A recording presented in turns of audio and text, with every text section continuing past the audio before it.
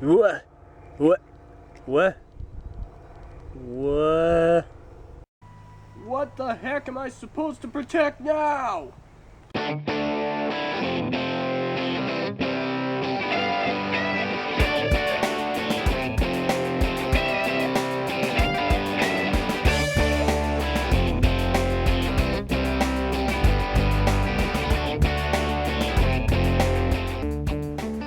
Hello everyone and welcome to the recent review. Today we're looking over set number 70782, Protector of Ice. The set contains approximately 62 pieces, was released in early 2015, and at time of release was about $10. Same price as all the other protectors. Well, get on your snowshoes and your coat, because that's what this guy did. This is a really interesting set, mainly because of all the parallels one can make between him and the Protector of Fire. Parallels, I don't think that's the right word. Comparisons, yeah, but I don't know. Shows me for trying to be fancy with words. Anyway, let's get on with the review by first reviewing what else? The box. That's right. Now, fans, just a little bit of a reminder.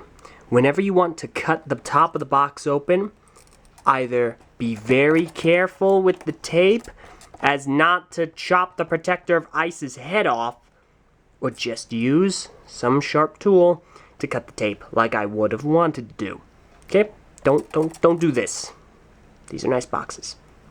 Anyway, Protector of Ice, information, back of the box, combination model, mask, magic trick. Turns invisible. Next up, we'll chop it in half.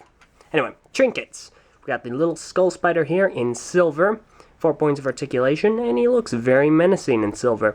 Of course, we're going to see this again later on this year. He can, of course, clip onto the mask, the head, the new head, with the standardized clip system, which we will go show you guys in a second. Onto the actual set. Start off with the pros. Right off the bat, the color scheme is incredibly consistent.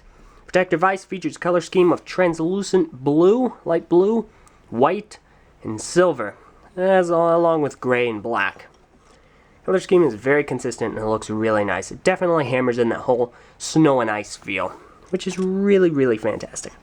Another pro would be his points of articulation, which is also incredibly consistent, at least with the others, or at least with one.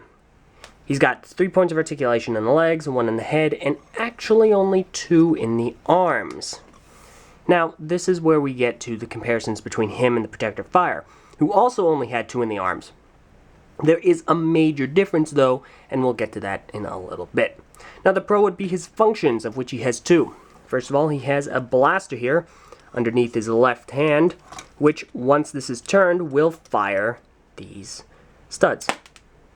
And it will fire them very hard. So, watch out for that. But it does work very well, and many people would consider that to be a pro. Whoopsie daisy. The other pro a lot of people would consider would be his mask.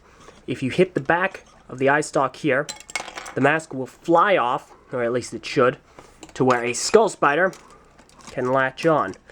Now, this is kind of difficult considering the legs. Is that on properly? Yeah, it's on. A lot of things will tell you to wrap the legs around the head, but this is incredibly difficult and not always something that works. So, it's not advised that you do that. Also, if you want to get it off, you can either hit the lever on the back of his head, and it should pop off, or just pry it off with your hands, and that'll work too. Another pro would be his shield piece, or at least the entire shield contraption. If you turn the gear back here, his saw blade shield will spin. That is really cool and really nice.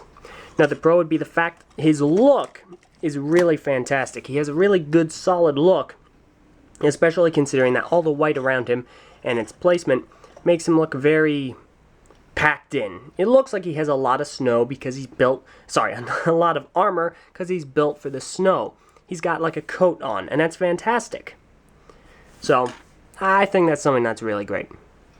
Another pro a lot of people would consider would be all the translucent parts, which are always really nice to see. Everyone really enjoys those. So, that pretty much covers all the general pros. Not a whole ton of them, but they're all very good. The set definitely holds up right now. Well, let's get on to the cons. What makes a set a little bit less worth getting? Right off the bat, people may not like the functions. People may not like the blaster function and may find it gimmicky.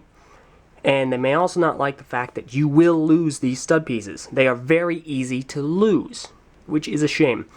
Not to mention this mask is also very easy to lose. A little bit of a trivia fact for all those listening. I lost this mask initially. I was in a different location, and as I was walking to the place where I filmed the earlier skit, somehow the mask had fallen out of my right pocket. When I get to the location, I get his ammunition and his gun, get everything all set up, and then I realize that the mask is gone.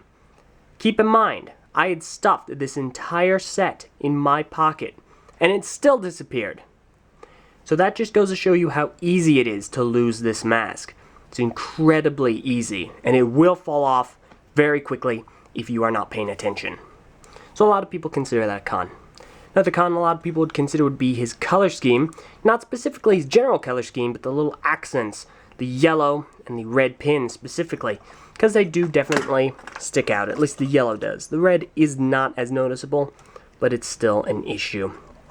Some may consider his stability to be a con, as well as his leg design if you're one that prefers to protect your fires. His chest does stick out a bit, which some people consider to be a con, but if you are going with the whole, oh, well, he's wearing a coat thing, then it's not that big of a deal. Finally, a lot of people may have issue with his arms. Now, here's the comparison with the Protector Fire. A lot of people did not like the Protector Fire's limbs, or specifically his elbows or lack thereof, because it restricted the poses they could put him in. It restricted his dynamic posing. Now, a lot of people also do not like it here. However, the counter-argument for him is that his weapons are longer and they act as arms. They're front-forward facing. Protector Fire, his weapons are all the way back here and in a fixed position for the most part. This guy has weapons facing forward. He doesn't need elbows to get in those dynamic poses. So for him, a lot of people would not consider it to be as big of a deal. But what do you guys think? Do you like that method of weapons with these arms? Do you think this guy is worse than the Protector Fire?